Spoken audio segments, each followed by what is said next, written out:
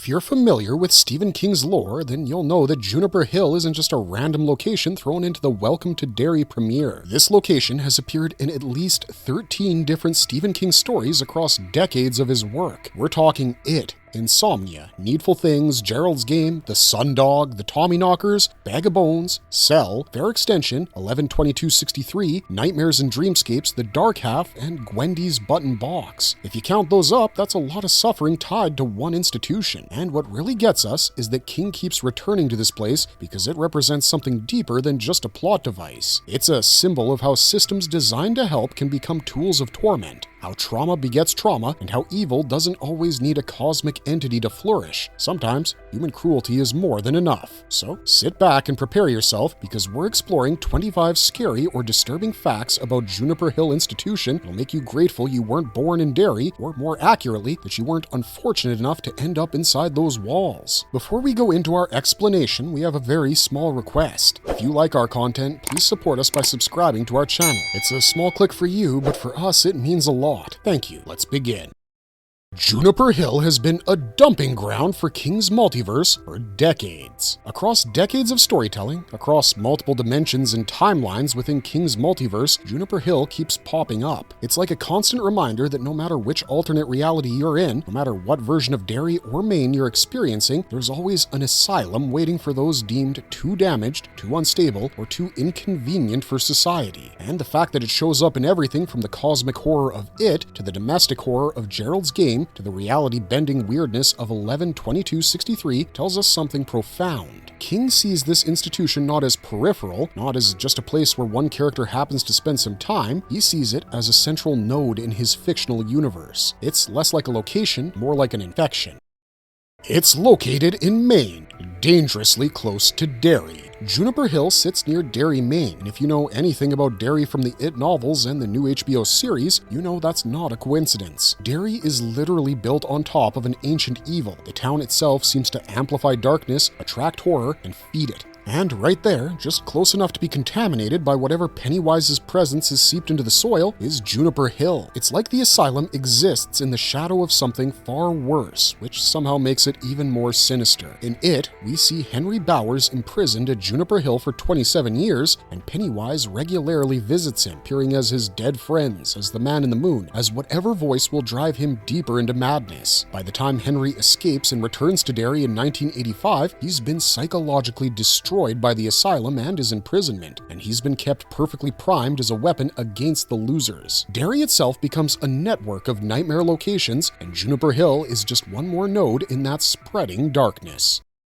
The 1960s setting means pre-regulation psychiatric practices. The Welcome to Derry series is set in 1962, and that's absolutely crucial to understanding how horrifying Juniper Hill really is. This is before modern regulations, before comprehensive oversight, before psychiatric ethics became standardized across the nation. This is an era when mental institutions operated with complete autonomy. The doctors, the staff, they had absolute authority over their patients and precious little accountability. There were no regulatory bodies checking in on them. There were no independent ombudsmen investigating abuse. There was no patient advocacy groups watching for wrongdoing. That's a recipe for systematic abuse and exploitation, and King knew it. In 1962, the Mental Health Act had only just been passed in 1959 in some places, and it hadn't yet transformed psychiatric care. The old asylum model was still firmly in place. The 1960s actually represents a transition period in psychiatric care. Some progressive hospitals were beginning to experiment with better treatment methods, but most institutions, particularly state-run asylums, were still operating under decades-old protocols. This means the treatments we're about to discuss, electroshock therapy, lobotomies, heavy sedation,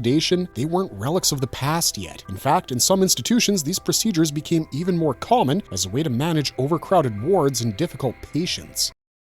The opening credits show a lobotomy being performed. The very first time we see Juniper Hill in Welcome to Derry's opening credits, we witness something absolutely chilling. A young boy is screaming as medical staff perform a transorbital lobotomy on him. In the 1960s, lobotomy was still considered a legitimate treatment by many psychiatrists and hospital administrators, despite growing evidence of its horrifying side effects. The transorbital lobotomy was pioneered by a doctor named Walter Freeman, who wanted to simplify the procedure so it could be performed outside of operating rooms, often without proper anesthesia or surgical training. Freeman would literally take an instrument that resembled an ice pick, called an orbitoclast, and drive it through the eye socket of a patient. He'd place it under the eyelid and against the thin bone at the back of the eye socket. Then, using a mallet, he'd hammer it through into the brain. Once it penetrated the frontal lobe, he'd move it side to side to sever connections in the brain tissue. The fact that the procedure is highlighted right in Welcome to Derry's opening credits tells us that Juniper Hill isn't just a place where people go to get better. It's a place where people go to be broken in very specific, deliberate ways. Freeman himself performed or supervised over 3,500 lobotomies by the late 1960s. As many as 100 of his patients died from cerebral hemorrhage. He was eventually banned from performing surgery in 1967, but in 1962, when Welcome to Derry takes place, he was still considered a pioneering, innovative doctor, and places like Juniper Hill were still performing these procedures on patients, including children.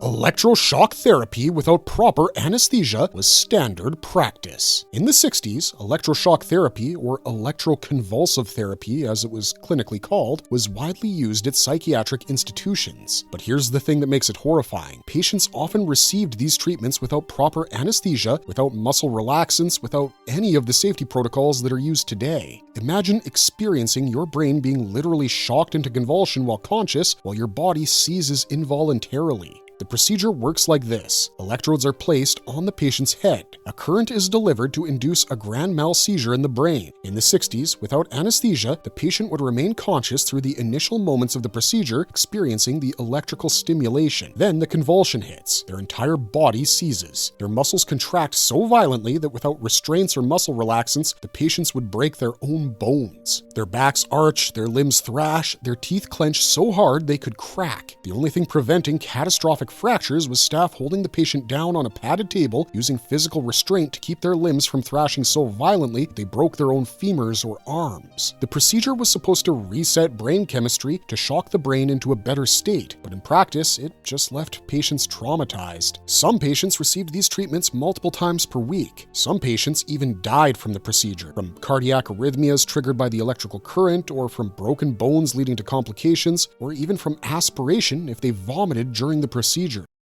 Padded cells were used as isolation tools. One of the most iconic images of old psychiatric hospitals is the padded cell. But these weren't comfortable recovery spaces, they were isolation chambers. Padded cells were used to confine patients to separate them from the general population of the asylum. Patients would be locked in rooms with walls and floors padded with thick fiber covered in canvas, often with no furniture except bolsters. The entire space was designed to be indestructible, to be escape-proof, and to be very isolating. What made this particularly cruel was the absolute absence of stimulation. No windows, no interaction, no contact with other humans, except for brief moments when staff brought food or checked on the patient through a small window. Cut off from human contact, from stimulation, from any connection to the outside world. The psychological damage from that kind of isolation is incalculable. We know from modern neuroscience that solitary confinement causes permanent psychological damage. People in isolation for extended periods experience hallucinations, paranoia, depression, anxiety, permanent changes to their personality and cognitive function. Staff at Juniper Hill in 1962 likely had no awareness of this. They thought padded cells were a safety measure. They didn't understand that they were weapons of psychological torture. So patients would spend days, sometimes weeks, in absolute isolation and then be released back into the general population of the asylum, further traumatized and further destabilized.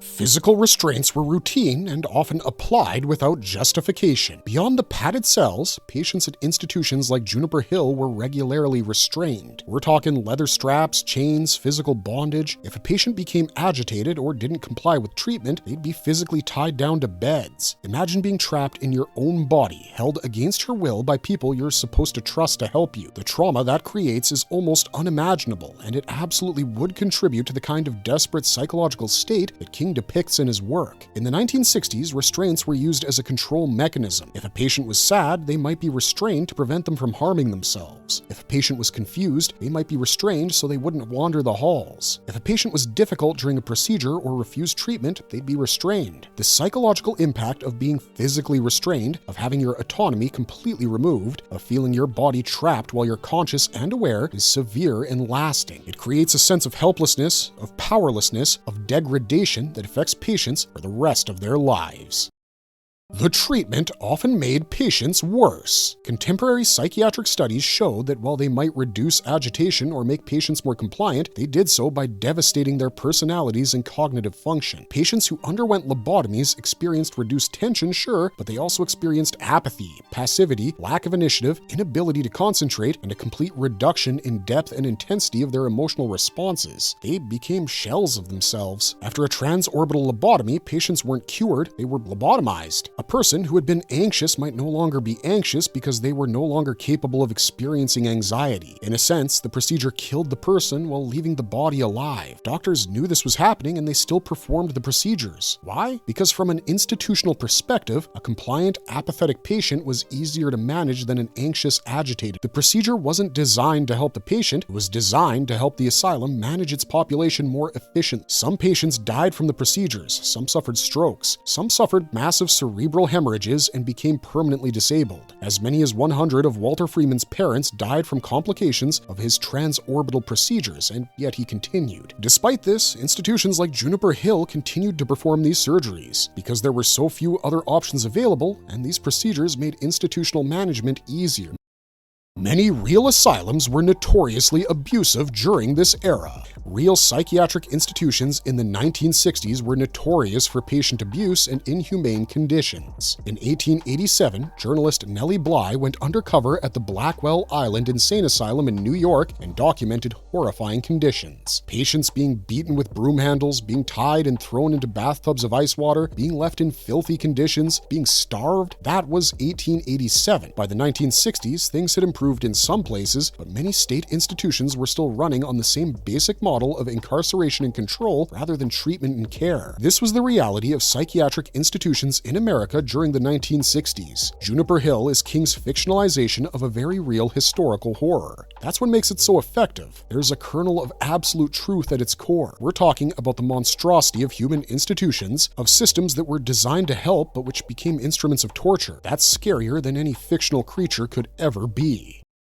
Henry Bowers spent decades institutionalized there, transformed by captivity. In it, Henry Bowers ends up at Juniper Hill after his psychotic break and the events in the sewers with Pennywise. He's committed there in 1958 and remains institutionalized for 27 years. Henry was a young man when he was admitted, probably in his late teens or early 20s. He's well into middle age when he leaves. Those decades inside Juniper Hill completely shaped who he became. In the novel, Henry confesses to killing his friends Belch Huggins and Victor Chris, as well as all the other children that died in Derry that summer. His confession isn't entirely accurate. Belch and Victor were actually killed by Pennywise in its Frankenstein monster form down in the sewers, but Henry was there. He was lost and he ran, and when he eventually made his way home, he was psychologically shattered. He killed his father. It plants evidence in his room to support his confession, and Henry accepts the blame. No one would believe the truth anyways. That a cosmic entity killed his friends, and that he saw something so horrifying that it broke his mind. So, Henry is institutionalized, and during his 27 years at Juniper Hill, he's subjected to all of the treatments we've discussed. Electroshock therapy, possible lobotomy, isolation, restraint. He still hears voices, sometimes the losers taunting him, sometimes Pennywise speaking to him as his dead friends, sometimes the entity appearing as the man in the moon. After 27 years, Henry's mind is shattered. The asylum didn't heal him, it created a monster. When Pennywise visits in 1985 in the form of Victor Chris, offering him a way out, Henry accepts. He escapes the asylum with Pennywise's help and returns to Derry as a weapon against the losers.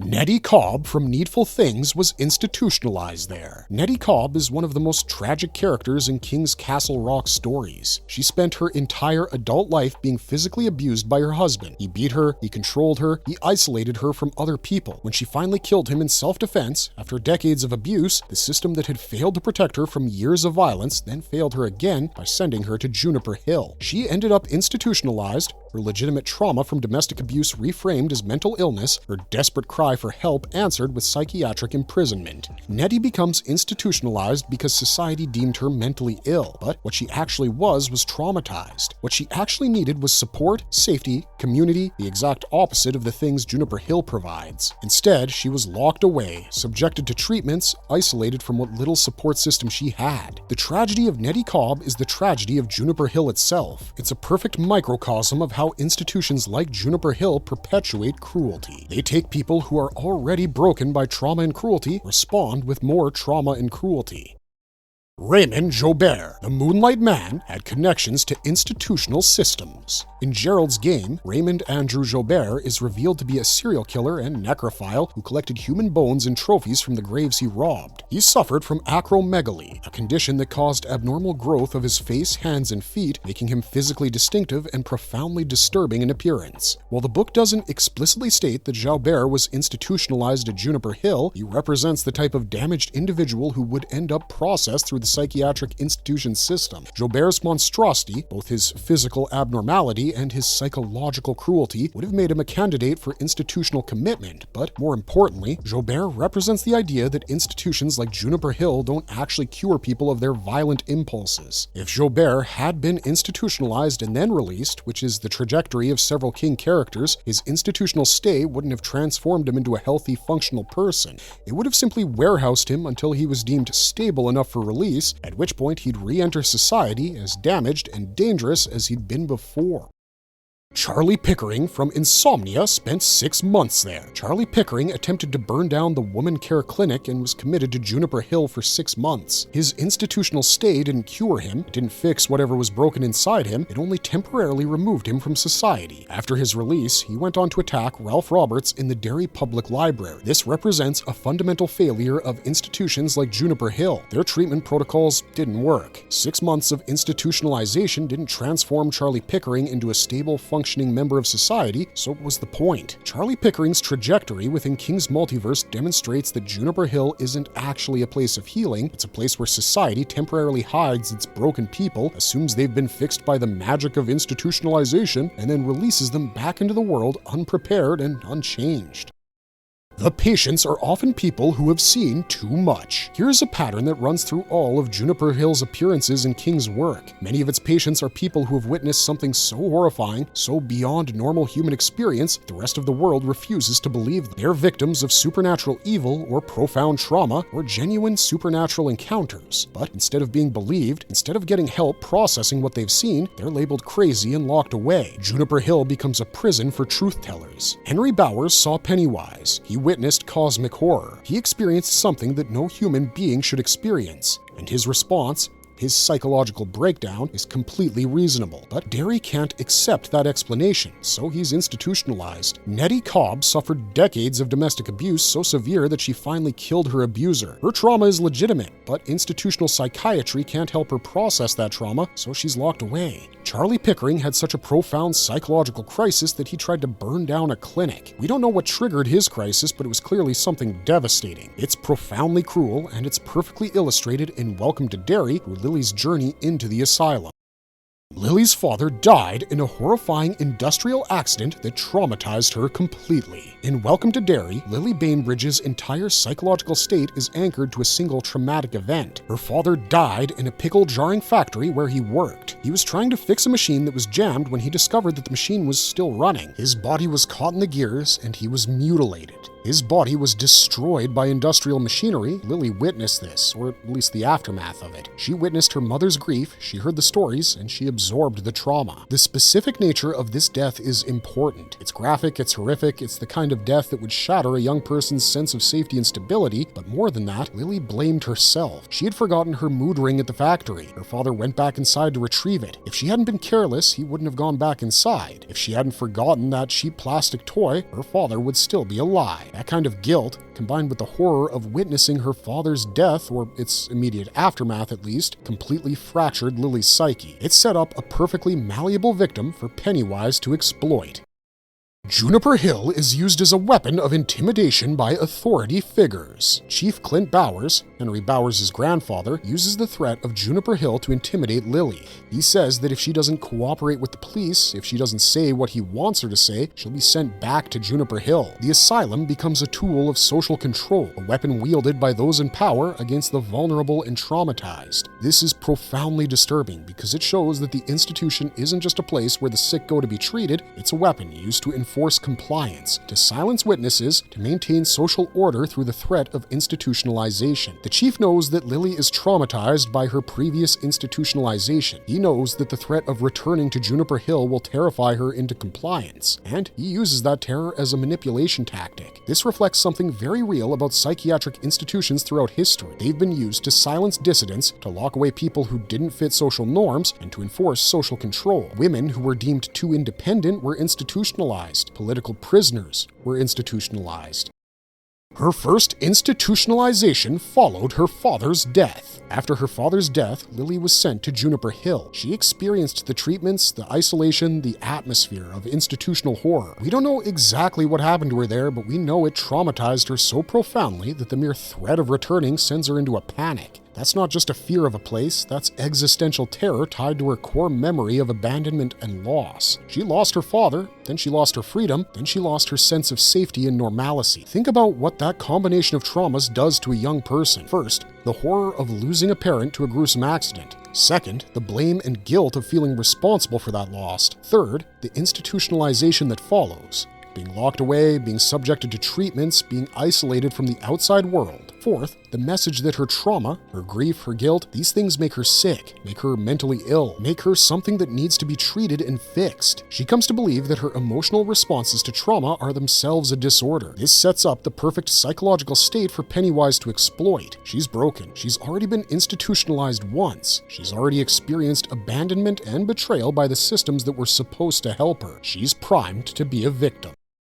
Pennywise uses Lily's institutionalization as part of its strategy. Pennywise is brilliant, or perhaps it's more accurate to say it's ancient and has perfected the art of psychological torture over centuries of existence. It knows human psychology, it knows Derry, and it knows Lily. It torments her with visions of her father's mutilated face emerging from pickle jars in the grocery store. The entity shows her body parts reconstructing themselves into a living creature bearing her father's face. The thing crawls towards her, saying, "Just one kiss for Papa." This vision is calculated, deliberate, and designed specifically to trigger Lily's trauma response. The entity knows that Lily will have a public breakdown. It knows that in the grocery store, surrounded by customers and staff, she'll appear unstable, uncontrolled, and dangerous. It knows this will lead to her being sent to Juniper Hill, and once she's there, locked away, isolated, she becomes the perfect victim. Nobody will believe her if she tries to warn them about what she's seeing. She'll just be a crazy girl having delusions. And Pennywise will have access to her, will be able to torment her, will be able to feed on her fear without anyone from the outside world even knowing what's going on inside those walls.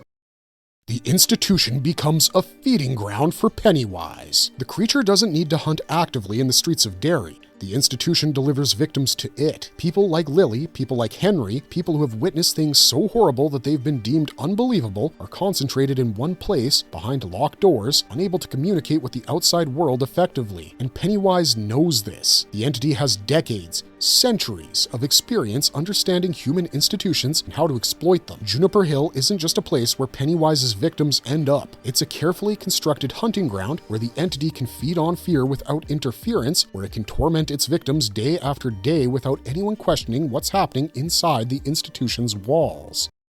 The staff members display unsettling smiles that mirror Pennywise. One of the most disturbing elements of Welcome to Derry's portrayal of Juniper Hill is the way the staff members smile at Lily. When she arrives at the institution, the orderlies greet her with smiles that are wrong. They're eerily reminiscent of Pennywise's signature expression. Are they possessed? Are they influenced by the entity? Or is Lily's trauma so profound that she's projecting Pennywise's visage onto anyone who represents institutional authority? The ambiguity is what makes it terrifying. Throughout both It films and now Welcome to Derry, Pennywise's smile is the most iconic and terrifying visual signature of the entity. It's that unnaturally wide grin with those buck teeth, that signals that something is very, very wrong. It appears on Maddie's face right before the demonic baby attacks in the movie theater. It appears on the faces of people right before they die. It's the smile of something that knows it has power over you, that knows you're helpless, that knows you're about to be consumed. So when Lily arrives at Juniper Hill and sees that same smile on the faces of the staff, it's a signal that something is terribly wrong.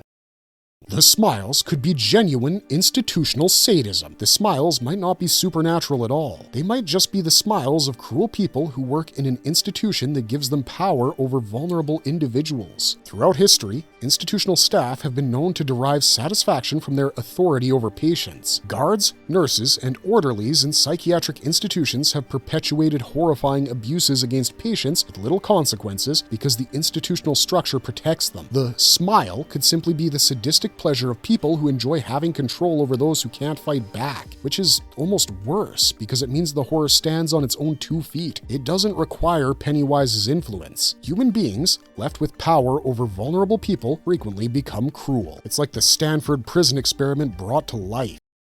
Institutional indifference mirrors Derry's collective denial. Adults in Derry consistently turn a blind eye to horrors happening around them. Children disappear, people die, and everyone acts like nothing is wrong. The machinery of normalcy grinds on. Explanations are offered and accepted. The staff at Juniper Hill embodies this same willful blindness, or perhaps active participation in harm. They see patients like Lily, traumatized, frightened, telling increasingly desperate stories about things they've seen, and they respond with procedures and isolation rather than compassion and investigation. This reflects something profoundly true about how institutional abuse happens. It happens in plain sight, protected by a culture of silence and denial. People know what's happening, they see the signs, but they simply don't care enough to question it. Juniper Hill represents how institutions partner with evil without knowing it. The genius of Juniper Hill and King's work is that it's a symbol of something deeper and more disturbing than any single procedure or practice. It represents how institutions, created with the intention of helping people, can become conduits for evil. Whether that evil is supernatural or merely human cruelty, the result is the same. Procedures and clipboards on one side, a cosmic hunger on the other. Together, they build a place where truth gets labeled delusion, where victims apologize for the mess on the floor, and where a smile can be the scariest thing in the room. When we think about evil in Stephen King's work, we often focus on the supernatural. Pennywise, Randall Flagg, the elder entities that feed on human suffering, but some of King's most effective horror comes from human institutions. Juniper Hill is human-made. The procedures are human-approved, and yet this human institution, designed by humans and run by humans, becomes just as effective at creating horror as any supernatural entity could ever hope to be. Marvelous verdict. It's a nightmare that feels real. Why does Stephen King keep returning to Juniper Hill across dozens of stories spanning decades? Because it's real in a way that Pennywise, despite its cosmic horror, can never quite manage. Juniper Hill is based on the very real horrors of 1960s psychiatric institutions. That's what makes it so terrifying. It's not just a location in King's multiverse, it's a mirror held up to our own world. It's asking us to remember that the scariest monsters aren't always supernatural. In It, Welcome to Derry, Lily's greatest fear isn't Pennywise directly, it's being sent to a place where no one will believe her, where she'll be drugged and treated and procedures will be performed on her, where she'll be isolated and abandoned. Let us know in the comments down below what you think of the lore surrounding Juniper Hill, and also share your thoughts on what's going to happen to Lily in It, Welcome to Derry. As always, if you enjoyed this content, don't forget to leave a like and subscribe to us if you haven't already. Otherwise, thanks for watching, stay safe out there, and have a marvelous day.